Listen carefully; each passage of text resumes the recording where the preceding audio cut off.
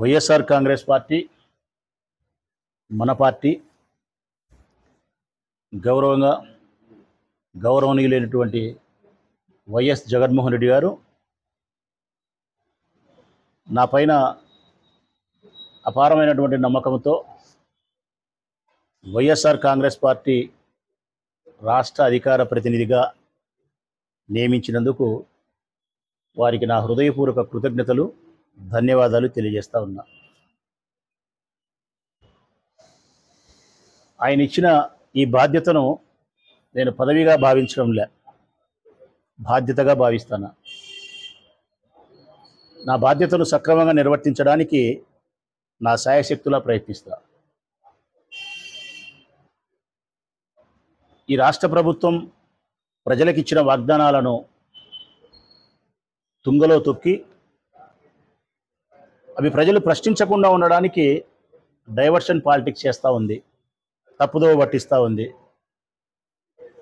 అటువంటి ప్రతి సందర్భంలోనూ మా పార్టీకి సంబంధించిన అధికార ప్రతినిధిగా ప్రజల పక్షాన నిలబడడం, ప్రజల గొంతును మా గొంతుగా చేసుకొని ప్రశ్నించడం, ప్రజల యొక్క అవసరాలు, ప్రజలకు చెందవలసినటువంటి హక్కులు ఈ రాష్ట్ర ప్రభుత్వం ద్వారా చెల్లించేంత వరకు ప్రశ్నిస్తూనే ఉంటా.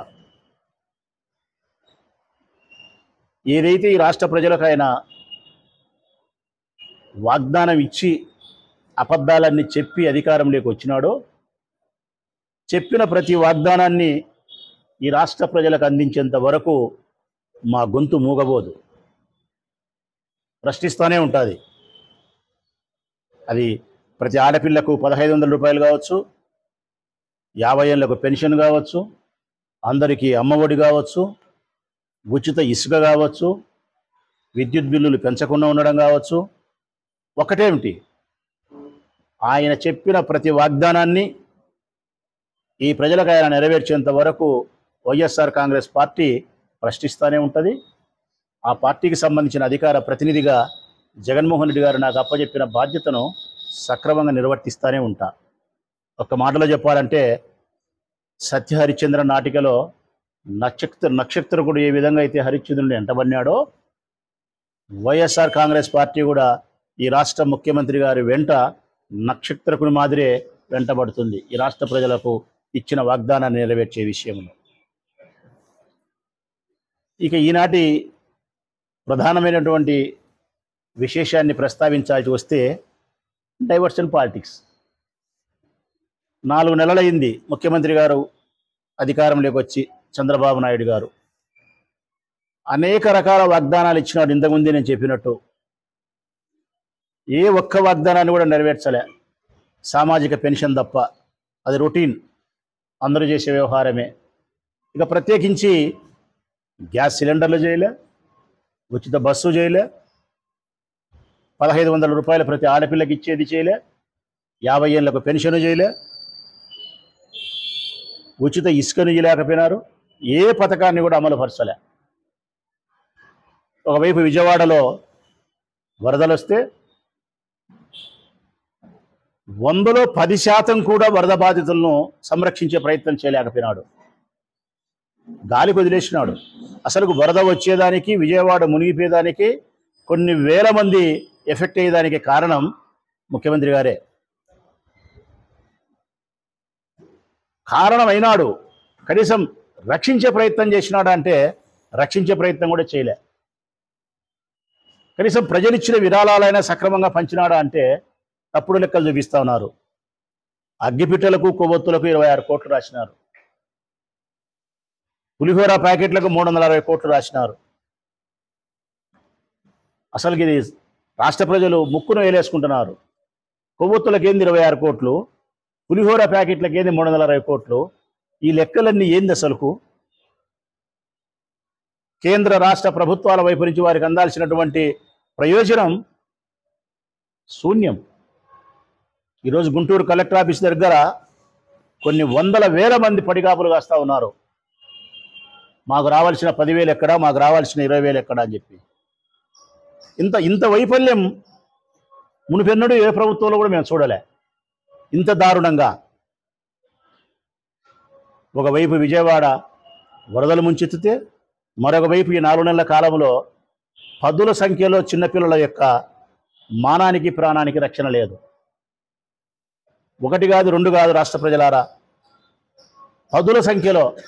ఇది అమానుష్యము, దుర్మార్గమైనటువంటి చర్య, పైశాచికమైనటువంటి చర్య. 5, 6, 7, 8, 10 సంవత్సరాల ఆడపిల్లలను మానభంగం చేసి చంపేస్తున్నారు. శవాలు కూడా గల్లంతవుతున్నాయి, మృతదేహాలు కూడా దొరకడంలే. ఈ ప్రభుత్వం నిమ్మకు నీరెత్తినట్టుంది, గాలి కొదిలేసింది లా అండ్ ఆర్డర్ను, స్త్రీల యొక్క మాన ప్రాణాల సంరక్షణ. నిన్నలేమన్నా జరిగింది మళ్ళా పుంగనూరులో. మా లీడర్ 9వ తారీఖున అక్కడికి మళ్ళీ పరామర్శించడానికి పోతా ఉన్నాడు. నంద్యాల జరిగింది, పుంగనూరులో జరిగింది. ఎన్ని హత్యలు జరిగినాయి ఇప్పటికీ. ఈ ప్రభుత్వం ఏర్పడినప్పటి నుంచి ఈ రాష్ట్రంలో స్త్రీలకు కానీ చిన్నపిల్లలైనటువంటి ఆడపిల్లలకు కానీ ప్రాణాలకు మానాలకు రక్షణ లేదు. ఇది పూర్తిగా ఈ ప్రభుత్వం యొక్క వైఫల్యమే. శాంతి భద్రతలు పూర్తిగా కట్టుబాట్లు లేకుండా కట్టలు పెంచుకొని పక్కదారి పట్టింది. ఎన్ని ఒకవైపు అయితే ఎక్కడివన్నీ ప్రజలు ప్రశ్నిస్తారో, ఎక్కడ విజయవాడ యొక్క వరద యొక్క స్థితిని ప్రశ్నిస్తారో, ఈ ఆడపిల్లల యొక్క హత్యలను మానభంగాలను ప్రశ్నిస్తారో, ఎక్కడ ఈ సంక్షేమ పథకాలను అమలు చేయలేదని ప్రశ్నిస్తారో, ఈ ప్రశ్నల నుంచి తను తాను కాపాడుకునేదానికి, ప్రభుత్వం యొక్క వైఫల్యాలను కప్పిపుచ్చుకునేదాని కోసం ఈ రాష్ట్రంలో ఏదో ఒక అంశానికి తెరదీస్తానే ఉంటాడు చంద్రబాబు నాయుడు. ఎప్పటికప్పుడు ఒక అంశాన్ని తెర మీదకి తీసుకొచ్చి అది ప్రజల హృదయాలలో విషబీజాన్ని నాటి వాళ్ళ మెదడులు తులసివేసే విధంగా ఒక ప్రశ్నను వదిలించి కొన్నాళ్ళు తప్పించుకొని తిరగడం. హైదరాబాద్లో అయితే హైడ్రా అంటున్నారు, మన ఆంధ్రప్రదేశ్లో అయితే తిరుపతి లడ్డు అంటున్నారు. తిరుపతి లడ్డు యొక్క పవిత్రతకు భంగం వాటిల్లిందని చెప్పి తెర మీదకి తీసుకొచ్చినాడు. ఇవన్నీ మర్చిపోయేదానికి డైవర్షన్ పాలిటిక్స్. ఇట్లా ఎన్నాళ్ళు కప్పిపుచ్చుకోగలుగుతాడు ఆయన? 1 రోజు, 2 రోజులు, వారము, 10 రోజులు, నెల, 2 నెలలు, 3 నెలల కాలం, 6 నెలల కాలం తప్పించుకోగలుగుతాడు ఏదో ఒక అంశాన్ని తెర మీదకి తెచ్చి. ఆ తర్వాత అన్నిసార్లు అంతమంది ప్రజలను మనం మోసం చేయలేము ముఖ్యమంత్రి గారు. కొన్నిసార్లు మాత్రమే, కొంతమందిని మాత్రమే, కొన్ని సందర్భాలలో మాత్రమే మోసం చేయగలుగుతాం. అన్ని సందర్భాలలో అందరినీ అన్ని వేళలా మనం మోసం చేయలేం. ఈ సిద్ధాంతం నువ్వు తెలుసుకోవాల్సిన అవసరం ఉంది. 6 నెలల కాలం తర్వాత అయినా ఈ అన్ని ప్రశ్నలకు ప్రజలకు నువ్వు సమాధానం చెప్పాల్సి వస్తుంది. ప్రజలకు నువ్వు ఇచ్చిన వాగ్దానాలు నెరవేర్చాల్సి వస్తుంది. ఇప్పుడు ఎన్నికలు పెడితే రాష్ట్ర ప్రజల అభిప్రాయాన్ని నేను స్పష్టంగా చెప్పగలుగుతా. ఈనాడు ఎన్నికలు జరిగితే అదే 164 సీట్లు వైఎస్ఆర్ కాంగ్రెస్ పార్టీకి వస్తాయి. అదే 11 సీట్లు తెలుగుదేశం పార్టీకి వచ్చే పరిస్థితి. 4 నెలల కాలంలో ఒక ప్రభుత్వం యొక్క గ్రాఫ్ ఇంతగా పడిపోయినటువంటి దుస్థితి ఈ దేశ చరిత్రలోని మరొక పార్టీకి లేదు. దీనికి కారణం చంద్రబాబు నాయుడు యొక్క ప్రభుత్వం వైఫల్యం చెందడమే. తిరుపతి లడ్డును తెర మీదకి తీసుకొచ్చినాడు.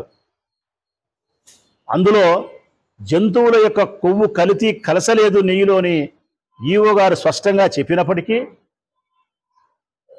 ముఖ్యమంత్రి గారు మాత్రం చూసినట్టు, లడ్డును ఆయనే తయారు చేసినట్టు జంతువుల కొవ్వు అందులో కలిసిందని చెప్పి ఒక దుర్మార్గమైనటువంటి ప్రచారాన్ని భారతదేశ వ్యాప్తంగా కాదు ప్రజలారా, ప్రపంచవ్యాప్తంగా ఆ ఏడుకొండల వారిని కొలిసే ప్రతి భక్తుని మనసులో ఒక అనుమానాన్ని రేకెత్తించినాడు. ఒక అనుమానపు బీజాన్ని వేసినాడు. మనల్ని బాధకు గురి చేసినాడు. పవిత్రతకు భంగం కలిగిందేమో, నేను కొలిసే నా ఆరాధ్య దైవమైన ఏడుకొండల వాని యొక్క పవిత్రతకు, వారి ప్రసాదానికి భంగం కలిగిందని చెప్పి ప్రతి భక్తుడు బాధపడే పరిస్థితికి నువ్వు శ్రీకారం చుట్టినావు, తెరదీసినావు. ఒకవైపు ఈవో చెప్తా ఉన్నాడు, 4 ట్రక్కులు మేము వెనక్కి పంపించినాం, జంతువుల యొక్క కొవ్వు ఉండబడినది నెయ్యిలో కల్తీ జరగలేదు, స్వామివారికి పెట్టిన నైవేద్యం కానీ భక్తులకు విక్రయించినటువంటి లడ్డులో కానీ అపవిత్ర జరగలేదని చెప్తా ఉన్నాడు. స్వయంగా గౌరవ సుప్రీంకోర్టు వారే ఎన్నో మాటలు ప్రశ్నించినారు, ఎన్నో ప్రశ్నలు ఈ ప్రభుత్వానికి కొంచెమైనా సిగ్గు శరం ఉంటే ఆలోచించాల. కల్తీ జరగలేదని ఈవో గారు చెప్పిన తర్వాత ఏ విధంగా ముఖ్యమంత్రి గారు ప్రకటన చేస్తారు బాధ్యతాయుతమైన పదవిలో ఉండని గౌరవ సుప్రీంకోర్టు ప్రశ్నిస్తూ ఉంది. 4 ట్రక్కులు వెనక్కి పంపించినాము కలపలేదని చెప్పిన తర్వాత ఏ విధంగా కల్తీ అని సుప్రీంకోర్టు అడుగుతా ఉంది. ఒక్క ల్యాబ్ కాకుండా మరొక ల్యాబ్ సెకండ్ ఒపీనియన్ ఎందుకు తీసుకోలేదని చెప్పి కోర్టు ప్రశ్నిస్తూ ఉంది. దర్యాప్తు చేయకుండా, దర్యాప్తు సమాచారం నీకు లేకుండా కల్తీ జరిగిందని ప్రకటన ఏ విధంగా చేస్తావని చెప్పి సుప్రీంకోర్టు అడుగుతా ఉంది. నీవు కల్తీ జరిగిందని చెప్పిన తర్వాత సిట్టు నేస్తే ఆ సిట్టు నీ అభిప్రాయానికి విలువనిచ్చి తప్పుడు దర్యాప్తు చెయ్యదా అని చెప్పి పరోక్షంగా ప్రశ్నించింది. ఇన్ని ప్రశ్నిస్తే ఈ ప్రపంచవ్యాప్తంగా ఉండబడినటువంటి ఆ ఏడుకొండల వాణ్ణి ఆరాధించే భక్తులందరికీ మనస్సు తేలికైంది. భయం లేదులే, మన స్వామివారి ప్రసాదానికి అపవిత్ర సంభవించలేదు. ఇది ఏదైనా అపవిత్ర జరిగింది అంటే, పవిత్రతకు భంగం వాటిల్లిందంటే స్వామివారి ప్రసాదానికి కాదు, దాని విషప్రచారం చేసిన చంద్రబాబు నాయుడు గారే అపవిత్రానికి దగ్గరైనారు, కలంకితుడైనాడు. లడ్డు అపవిత్రత కాల, చంద్రబాబు నాయుడు అపవిత్రైనాడు. ఇప్పటికైనా ఎప్పటికైనా ఆ శ్రీనివాసుని దయ వలన సత్యమే నిరూపణ అవుతుంది. అందుకే ఈ రాష్ట్ర ప్రభుత్వం చేత ఏర్పాటు కాబడినటువంటి సిట్టును రద్దు చేసింది సుప్రీంకోర్టు. 2 రోజులు 3 రోజులు దర్యాప్తు చేసిన సంస్థను వద్దు అని చెప్పి సుప్రీంకోర్టు ఆర్డర్ వేసిందంటే అర్థం ఈ రాష్ట్ర ప్రభుత్వం ద్వారా ఏర్పాటు కాబడినటువంటి దర్యాప్తు సంస్థ నిజాయితీగా దర్యాప్తు చేయదని భావన. అందుకే సిబిఐ వారి ఆధ్వర్యములో, ఆ డైరెక్టర్ యొక్క ఆధ్వర్యములో వారు ఉండి, మరొకిద్దరు రాష్ట్ర ప్రభుత్వం చేత నియమించబడిన పోలీస్ అధికారులుండి, ఫుడ్ కమిటీ సెక్షన్ సంబంధించిన అధికారులు మరొకరుండి, ఈ 5 మంది ద్వారా ఇండిపెండెంట్గా స్వతంత్రమైనటువంటి ప్రతిపత్తి కలిగినటువంటి ఈ దర్యాప్తు సంస్థనే దర్యాప్తు చేస్తుందని చెప్పి సుప్రీంకోర్టు చెప్పింది. ఇక్కడికైనా రాష్ట్ర ప్రభుత్వానికి అర్థమైండాల మన మీద ఎంత నమ్మకం ఉంది సుప్రీంకోర్టుకు అనేది, చంద్రబాబు నాయుడు గారి ప్రభుత్వం పైన ఎంత విశ్వసనీయత ఉంది సుప్రీంకోర్టుకు అనేది ఇప్పటికైనా ముఖ్యమంత్రి గారికి అర్థమైండాల. ప్రపంచవ్యాప్తంగా ఉండబడిన ఏడుకొండల వారి భక్తులందరికీ నేను విజ్ఞప్తి చేస్తాను వినయపూర్వకంగా, మనం కొలిసే మన స్వామి యొక్క ప్రసాదానికి అపవిత్ర ఏర్పడలేదు. మనం కొలిసే స్వామి యొక్క ప్రసాదానికి పవిత్రత అదే విధంగా ఉంది. మనం ఎవరం బాధపడాల్సిన అవసరం లేదు.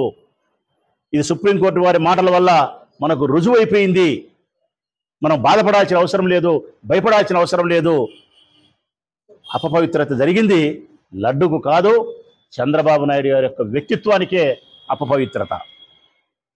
ఇది కొత్తగా మనం చంద్రబాబు నాయుడు గారి ప్రభుత్వానికి అపవిత్రత అనుకోవాల్సిన అవసరం లేదు. ఎందుకంటే ఆయన రాజకీయ జీవితం అంతా, ఈనాడు కాదు, రాజకీయ జీవితం అంతా కలంకితుడే.